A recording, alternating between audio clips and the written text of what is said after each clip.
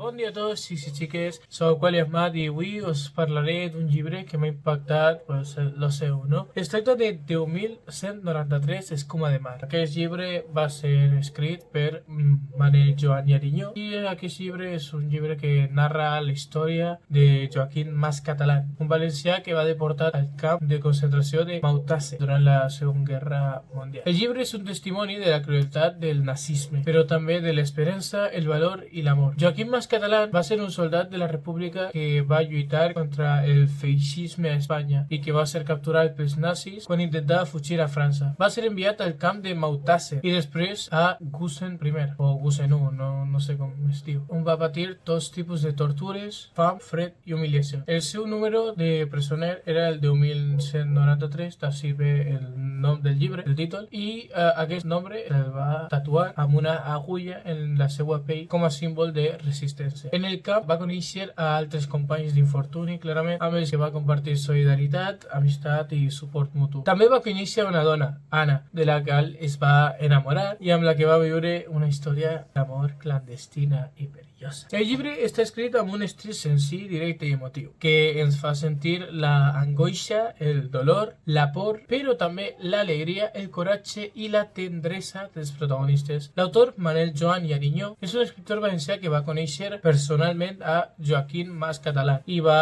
que va recollir el seu relat i el va redactar així al llibre Escuma de mar. El llibre va guanyar el Premi Enric Valor de Narrativa de 2007 i va ser publicat per l'editorial Perifèric. És un llibre que recomane a la gent que vulgui conèixer un part de la història que no se sol contar, de la dels espanyols que van patir l'horror dels camps de concentració nazi. Si us ha agradat, no oblideu donar-li like i subscriure-vos al canal i poc més.